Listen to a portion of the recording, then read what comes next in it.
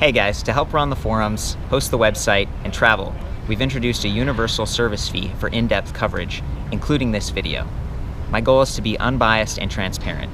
It's a privilege to serve you. This is not an endorsement. Let's get into it.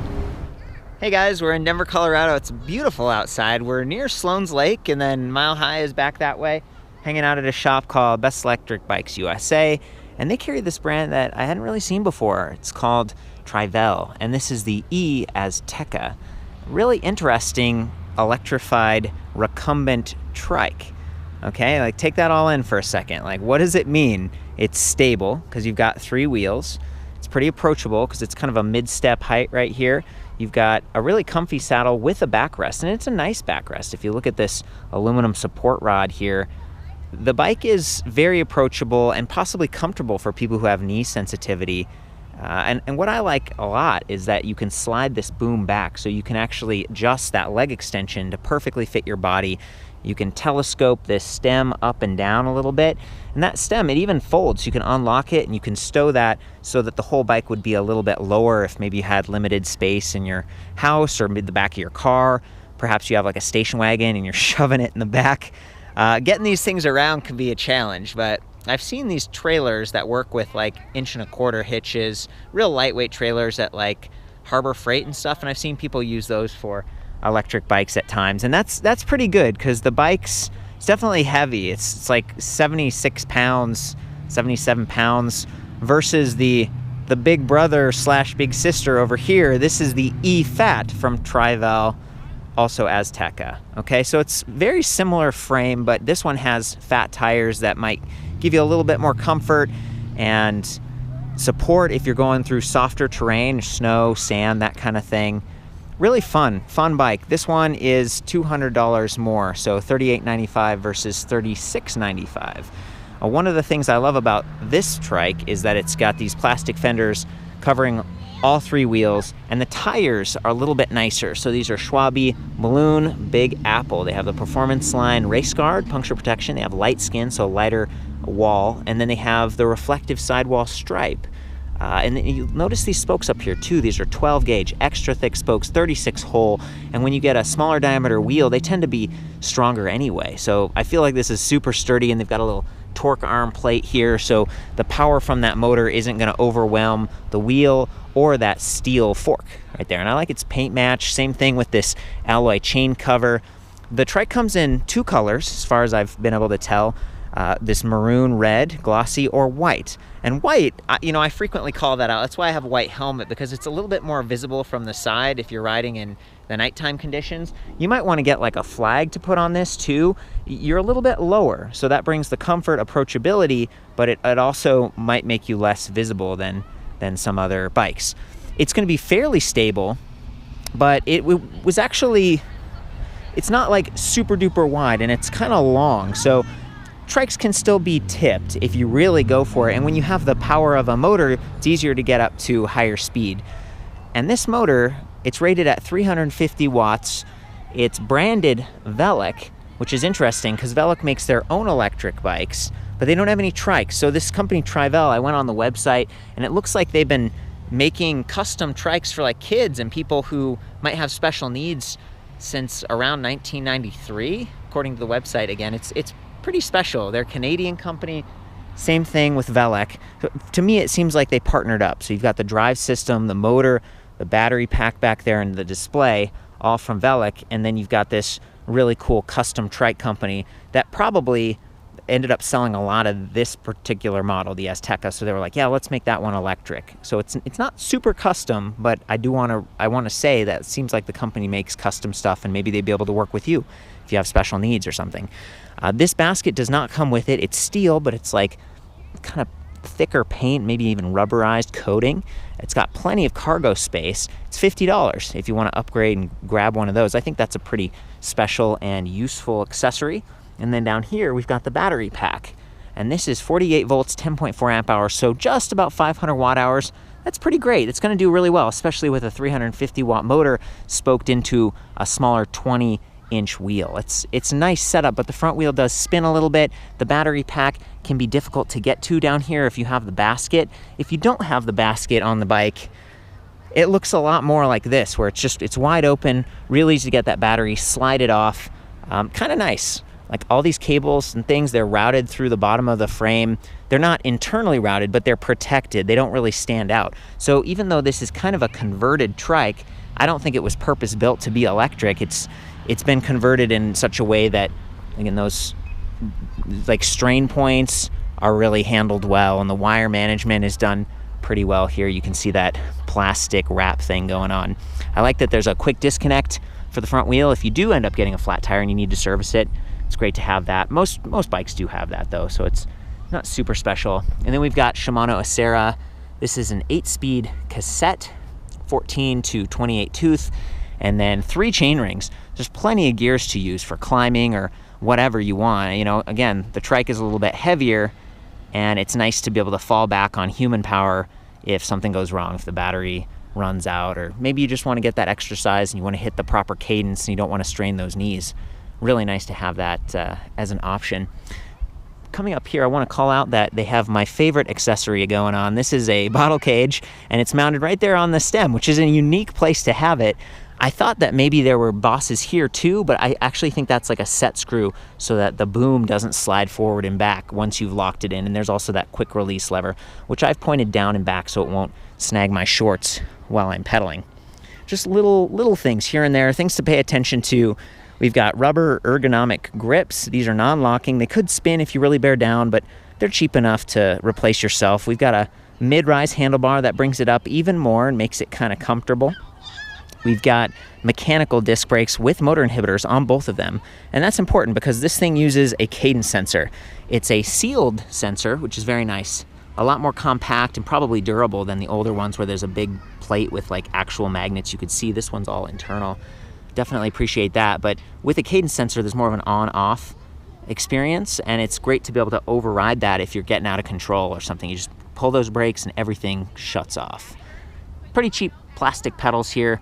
They kind of get the job done. Another area where you could upgrade it if you want, but plastic might not cut your shins as much if you slip off. So that's kind of a mixed bag. Depends on what type of rider you are.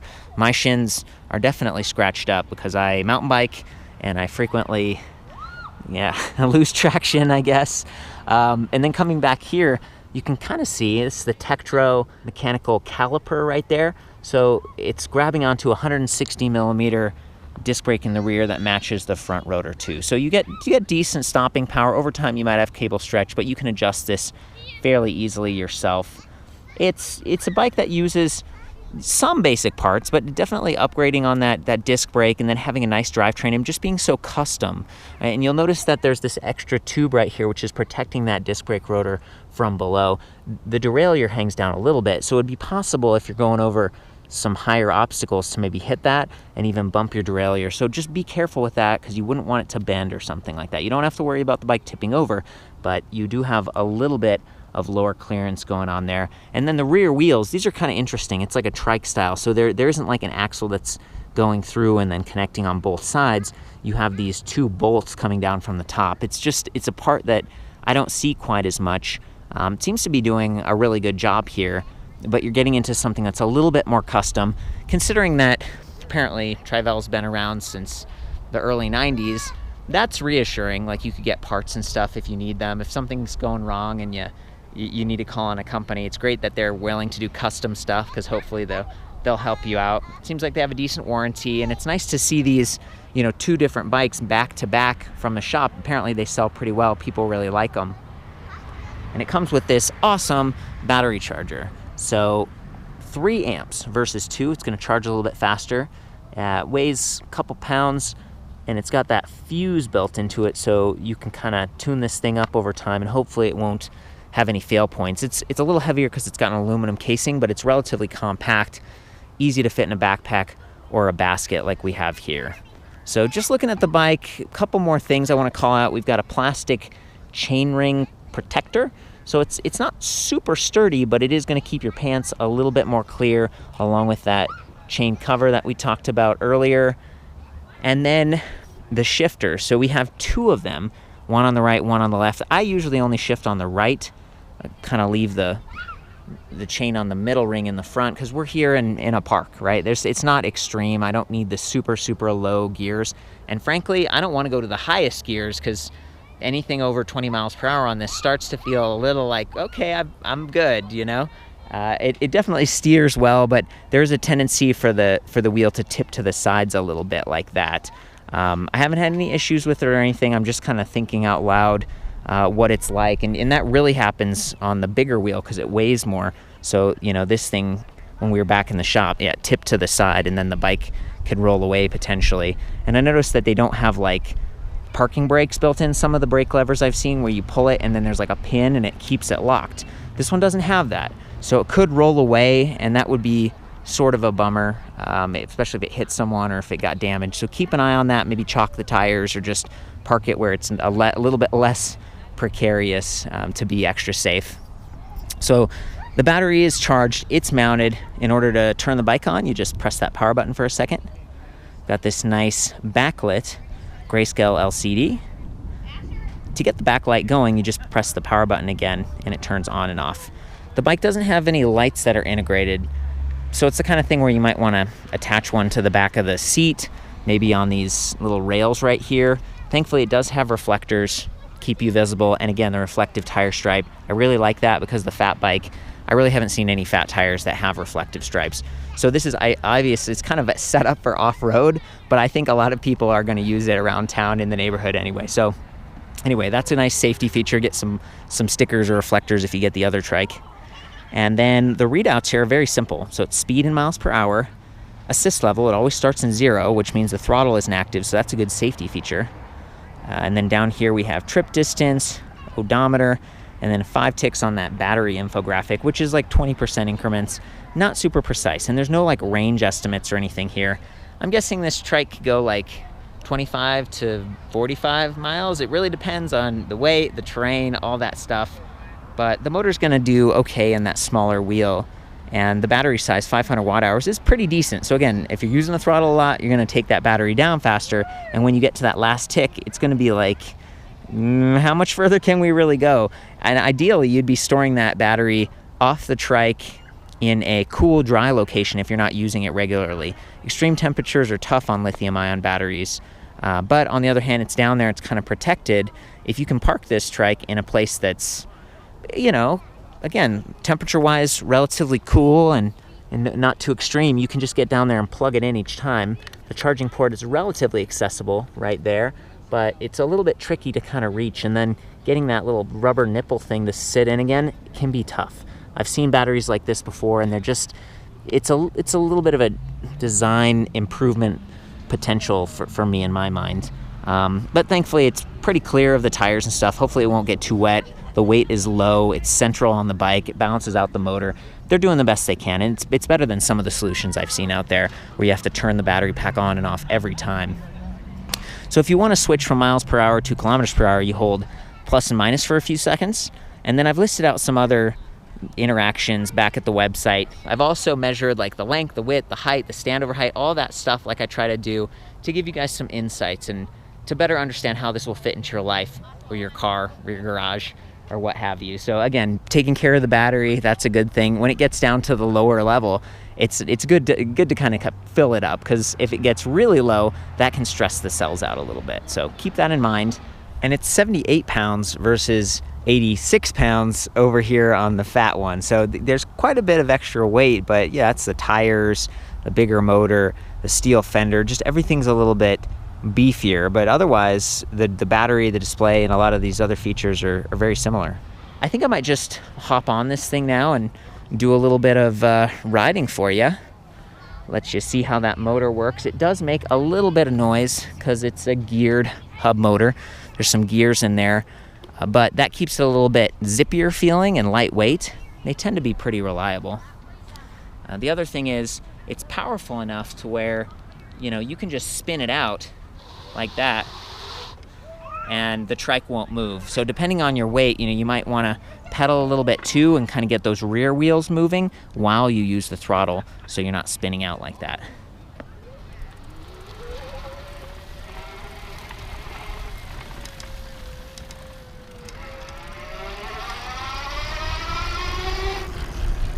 go. Nice to have those brakes at the ready. I'm going down a hill right now, and with that extra weight, it's just, you really want to feel like you're in control so you don't try to make a hard turn and get this thing on two wheels.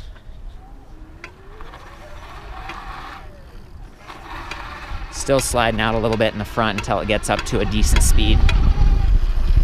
And that sound, that clinking sound you hear, is the pedal touching on the chain cover. So that could be adjusted at some point to reduce that sound. I'll take it down to like assist level 2. I'm gonna go a little bit slower and accelerate with maybe less.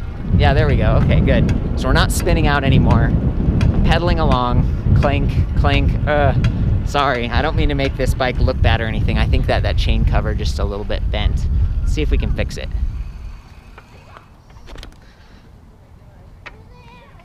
Okay, let's see if we got it now. Yeah.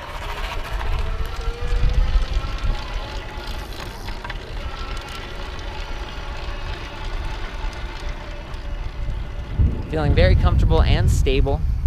So a nice upright body position so I could talk with friends or see traffic. Just enjoy the sights.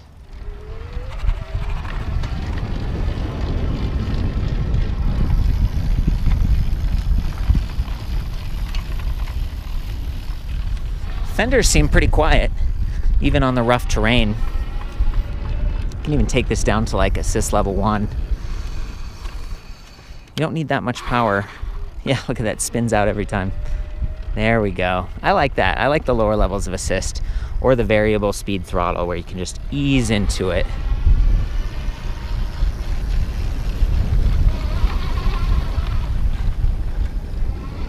Oh boy.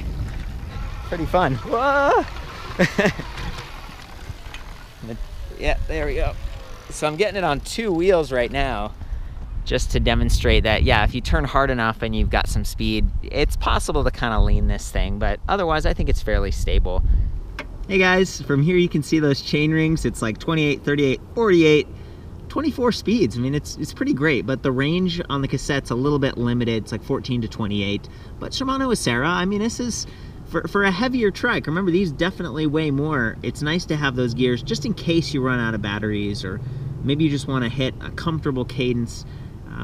The motor in the front, the website and some flyers we had said 350 watts.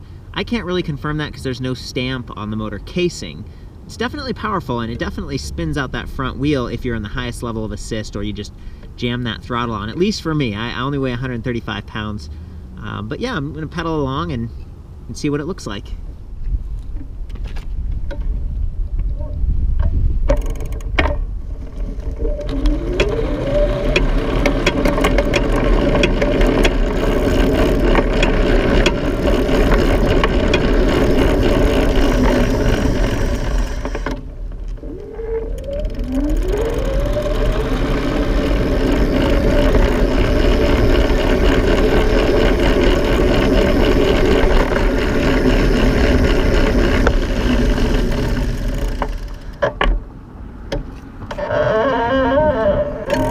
Also said 15.5 mile per hour top speed. Maybe that's a Canadian thing or European, because I'm definitely going above 20.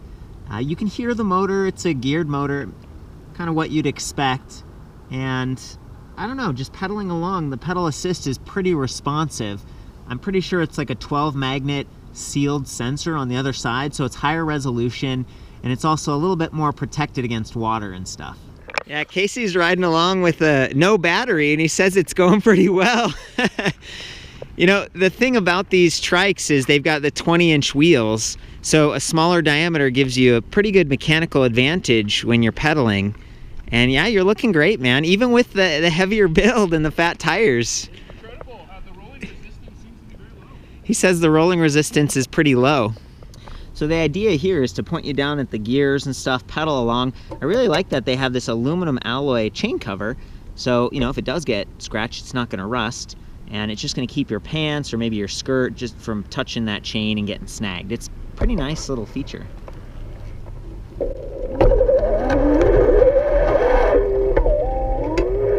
know we had assist level 3, but it gives you full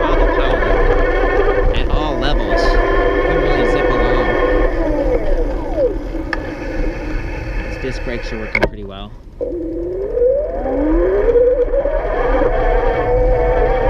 Let's do some off-road. Oh yeah, we're climbing a grassy hill. And the motor's spinning, but we're losing traction. Had to turn it around there. Let's try again.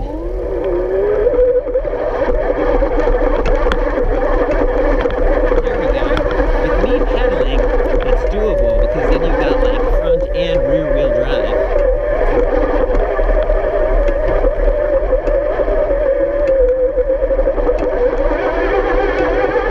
We're losing traction on the front wheel again.